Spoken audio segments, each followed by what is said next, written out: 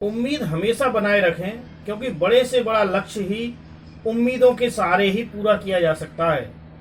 नमस्कार दोस्तों, मैं हूं आपका अनिल मित्तल। आज एक छोटी सी कहानी आपके लिए लेकर के आया हूं।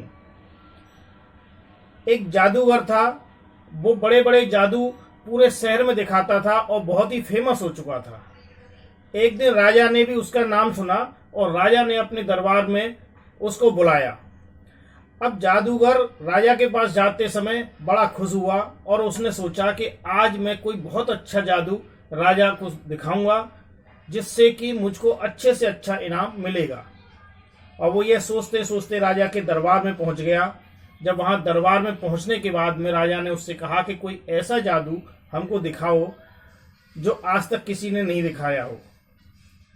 अब जादूगर ने सोचा कि मैं ऐसा ही कोई बड़ा सा जादू दिखाता हूं, और उस जादूगर ने राजा का मुकुट ही गायब कर दिया।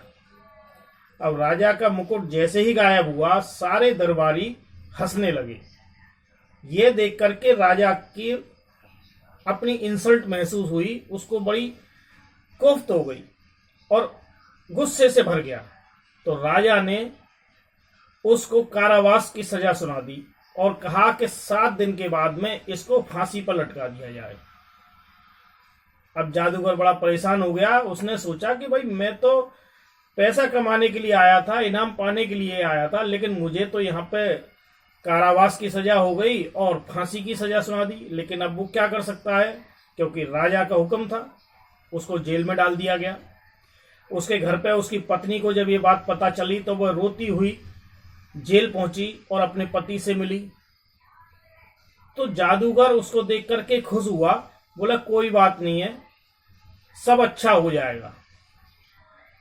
उसकी पत्नी ने कहा कि भाई 7 दिन बाद तुमको फांसी होने वाली है, तुम मुस्कुरा रहे हो, हंस रहे हो और ये कह रहे हो सब अच्छा हो जाएगा। तुम तो मौत के डर से लगता है पागल हो गए हो।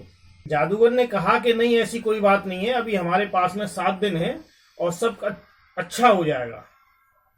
ऐसे ही करते उसकी पत्नी रोज आती। 6 दिन हुए, 5 दिन बचे, 4 दिन बचे, 3 दिन बचे। अब लास्ट के दिन राजा अंतिम बार उस जादूगर से मिलने के लिए अपने घोड़े से गया। और जैसे ही राजा वहां पहुंचा तो जादूगर सोचने लगा कि मैं अब ऐसा क्या करूं कि मेरी सजा माफ हो जाए। तो वो थोड़ा उदास होकर के राजा के सामने बैठ गया। राजा ने कहा, क्यों बेटा, फांसी की सजा सुनते ही अब तुम उदास हो गए, जब तो बड़े खुश हो रहे थे। तो जादूगर ने कहा कि महाराज, मैं उदास नहीं हूं, मैं सोच रहा हूं कि मेरे पास में ऐसी विद्या है कि मैं एक उड़ने वाला घोड़ा बना सकूं। उसके लिए मुझे सिर्फ 1 साल का ही समय रह गया था। अगर वो 1 साल का समय मुझे मिल गया होता तो मैं अब तक एक उड़ने वाला घोड़ा तैयार कर देता। सुनते ही राजा के मन में ख्याल आया कि अगर उड़ने वाला घोड़ा ये तैयार कर देता है और वो घोड़ा मेरे पास में आ जाता है तो मैं तो बड़े से बड़ा युद्ध ऐसे ही जीत जाऊंगा। मेरे पास में उड़ने वाला घोड़ा होना चाहिए।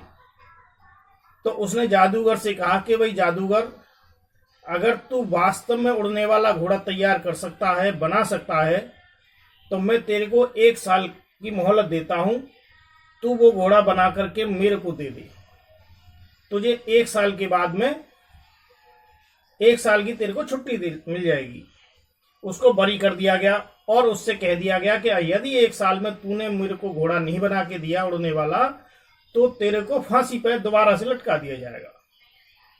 खैर वो अपने घर पहुंचा। उसके घर पर उसकी पत्नी रो रही थी, बिलख रही थी। कुछ रिश्तेदार भी जुड़े हुए थे। वो सोच रहे थे कि जादूगर को आज फांसी लग गई होगी। लेकिन जैसे ही उसको उसकी पत्नी ने देखा तो वो बड़ी खुश हुई और कहने लगी कि आपको तो महाराज ने रिहा कर दिया है। तब जादूगर ने कहा कि भाई मेरे को 1 साल के लिए महाराज ने रिहा किया है और उनको मुझे उड़ने वाला घोड़ा बना के देना है। उसकी पत्नी ने कहा कि ये तो असंभव है, तुम उड़ने वाला घोड़ा तो बना नहीं सकते हो, तुमको फिर फांसी हो जाएगी।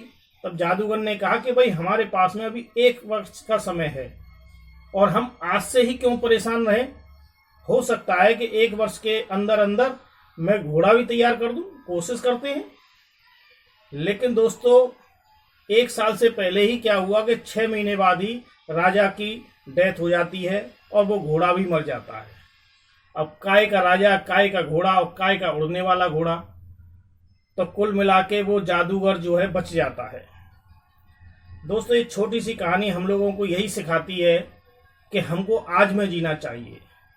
कुछ लोग बाग कल की चिंता में आज कोई खुशियों को भी बर्बाद कर देते हैं और सोचते रहते हैं कि कल हमारे साथ क्या होगा।